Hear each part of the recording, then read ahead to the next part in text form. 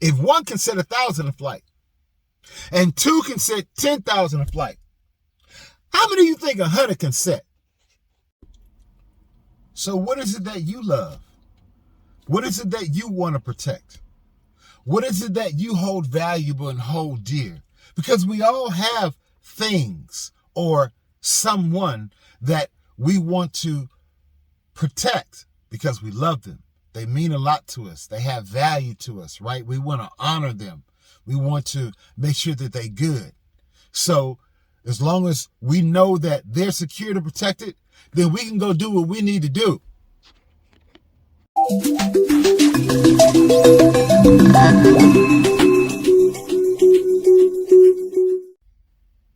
Your houses, those of us that are fortunate enough to say houses, could be your house or houses, your property. Let's just put it that. Your property, your whip, your car, your cars, your family, your wife, your children, in-laws, if you're taking care of in-laws, our money. We want to make sure our money is protected. This is why we have insurances and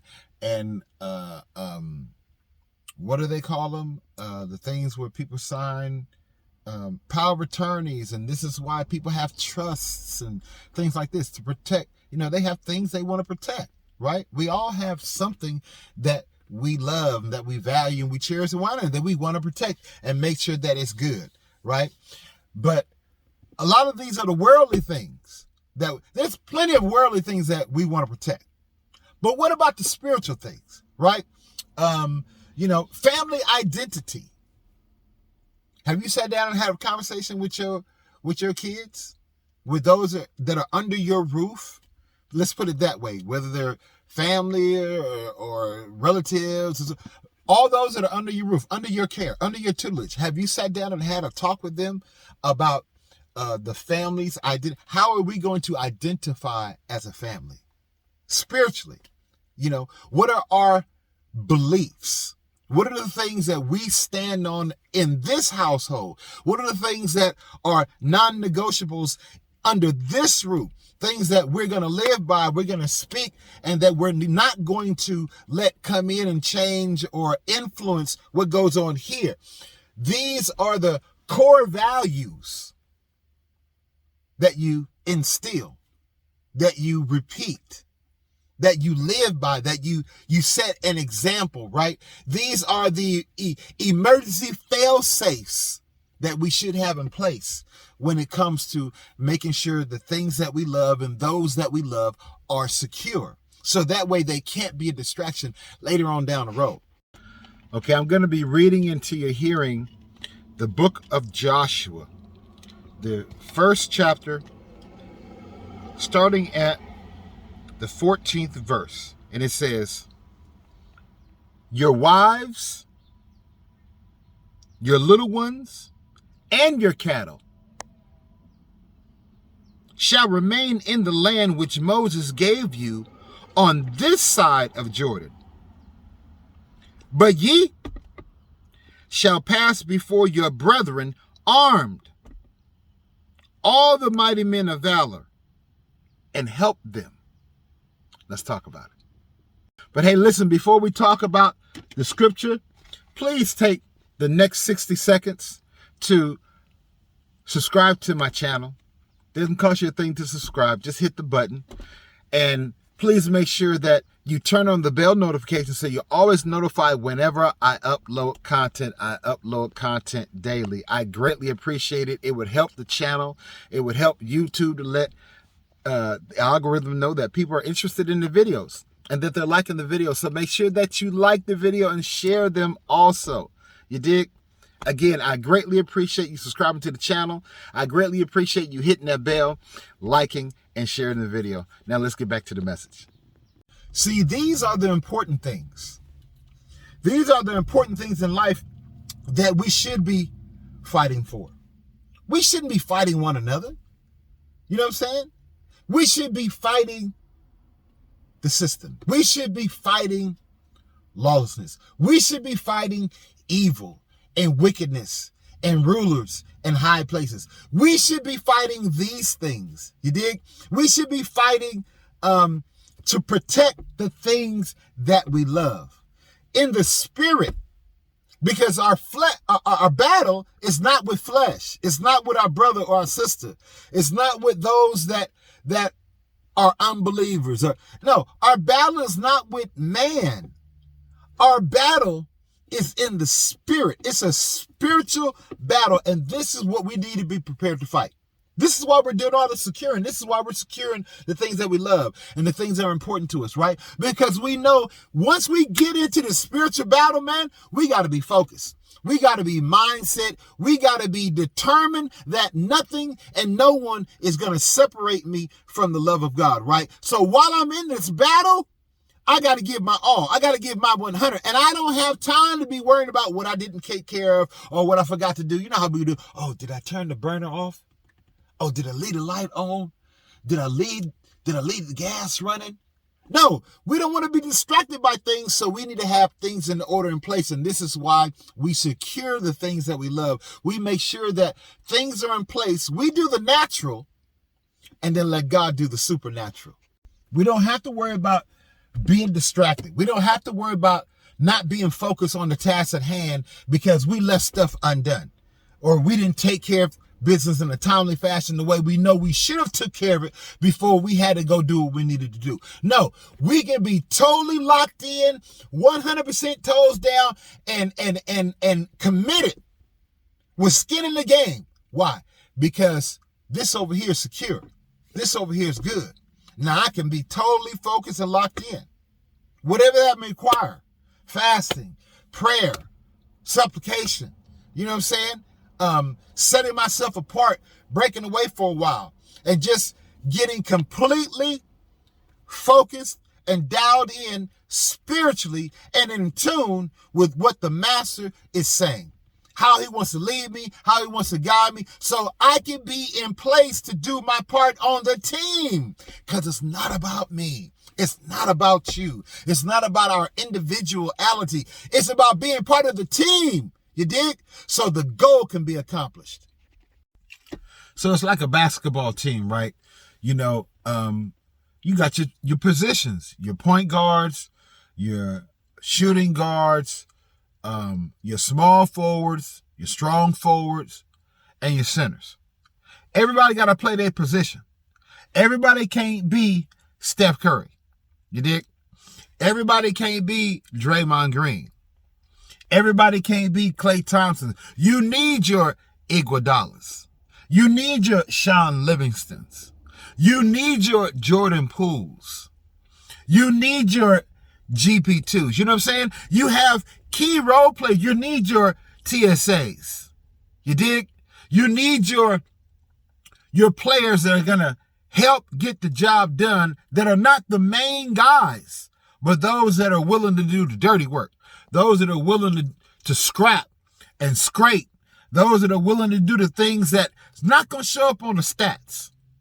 But you can clearly see that they have a significant, very important, defined, specific role on the team so that the team can be successful, so that the team can have victory, so that the team can unite together and stand as one cohesive unit, and that everybody can eat and everybody can win. Why? Because everybody had a role. I'm not trying to play your role. I'm not trying to step on your toes. I'm not trying to tell you how to do what you have been specifically called to do. But yet we are all encouraging one another. We're all sharpening one another. We're all sticking together. We're all pushing in the same direction toward the same goal. That's when the basketball team can be successful. And if one man go down, next man up. You dig? One man down, next man up. Warrior mentality. Because the Warriors is my team. But I'm just saying, when I'm talking about a team coming together and uniting together, some folks is good at praying, right? You have other folks that's good at interpretation. You have other folks that's good at serving. You have other folks that's good at wisdom and understanding. You have other folks that's good at, you know what I'm saying? Everyone has a function. Everyone has a role. And when you are functioning in your role, when you're playing your part in the kingdom, it helps to make the team run smoothly. See, God is the coach. You dig? And when he's calling the plays, then we got to be on point in our position to know what play is being called so we can execute that play. And when we execute that play, then we're successful, we're victorious, and God is glorified. But before we can start the fight, we got to prepare. And this is why it's so important, right? This is why it's so important to take the time out, to think about what's important to you, to think about the things that you love, to think about the things that I care about, and then securing those things. However, in the best way that we can secure those things. So, listen, securing the things that you love is a part of the preparation for the battle. It's a part of the preparation. In order for me to go into this spiritual battle, I got to make sure all these things over here are taken care of. That's a part of our preparation. That's a part of our getting ready for the fight. You dig? We're preparing so that we can fight in the spirit. And this is what he's calling for us to do as brothers. Yeah, it's not only to study. It's not only to memorize the word. It's not only to spend time in prayer. It's not only interceding. You dig? It's not only governing our thoughts and bringing every vain thought and worldly thought into captivity at the knowledge and the authority of Christ. It's not only these things that we know in preparation for the spiritual battle, but it's those other things that the enemy tries to use to distract us. It's those other things that the enemy throws up in our mind to get us off kilter, to get us off focus of what we're supposed to be doing. It's those other things, those loved ones, those things that we've invested in, those overseas investments, our property, things like that, our jobs, these are the things that the enemy uses to distract us, even us, our performance, what people think about us, if we're making the right decisions and bring up past failures that we've done. These are the things that he will use to distract us. So this is why we must prepare before the battle begins. It's too late to try to prepare once the battle has started. This is why God sends the Holy Spirit. This is why God sends the prophets. This is why God sends his word through different means and measures to have us to start preparing. So when the battle begins, we've got all our T's crossed, all our I's dotted, all our ducks in a row, and everything's straight. We are squared, ready, Freddy, to get to fighting. And that's one of the ways that we sharpen each other, by encouraging one another, by lifting one another up in Psalms, by, encouraging one another in the hymns. You know what I'm saying? This is how we sharpen one another, our brethren. Iron sharpens iron, praying for you, letting you know that I got your back, spending time with you, helping you when there's a need. You dig? Having no problems reaching my hand out to help you with something or to help you from something because you're calling and you're asking for help, even to the point to where you don't even call, but because I'm concerned with you, because I'm discerning in the spirit, my brethren, and the spirit is going to let me know when something is going on. So therefore I can move towards you because we're unified. We're not individuals. We're unified. We can't do this thing as being an individual on a team, but we're a unified team. And this is how we're going to have victory. This is how we're going to be triumphant. You dig? When we're unified and we come together. This is how every prayer, every word spoken out of our mouth, every act of kindness, every joyous encouragement, every push and every challenge to be better, to be bigger, to be bolder, to be stronger, to be more aligned with God and his Holy Spirit, and more confident in his word. This is what causes us to go into battle confident with our brother on either side of us. You dig? Or our sister. This is why we can be confident. This is why we can be unified, because we understand that this spiritual battle goes beyond color and creed. It goes beyond culture. We either gonna stand together or we gonna fall together. You dig? That's how the team works. We stand as a team or we fall as a team. There's no individuals in the team. For even if something happens, and things happen in war, people get injured, they go down, they got to go back to be recovered so they can get back in the fight. But while they're down, guess what? You got to pick up the slack, right? But even still, there's no individual in team.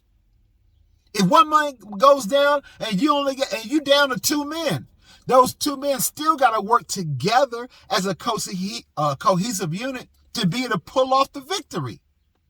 So we have to work as a team, regardless of what I look like, regardless of what you sound like, regardless of how we appear, regardless of our education or our understanding of world events and life experiences. As long as we have a common goal and a common faith, which is Jesus Christ and him glorified, we can be a team. Listen, I can't be a good teammate if we're not unified. If me and you got problems, if we got beef, if there's something going on that we're not agreeing on, you know what I'm saying? We got disagreements, there's some issues that's popping off. We cannot be unified. You know what unified means? Unified means together, having a common interest, a goal, being in agreement, being bonded or joined. You know what I'm saying? This is what it means to be unified. Spending time together, having some familiarity with one another and having a level of comfort. I'm comfortable with you, and I know that you're comfortable with me. I have some knowing about you and about your character and about your background, about where you come from. You know what I'm saying?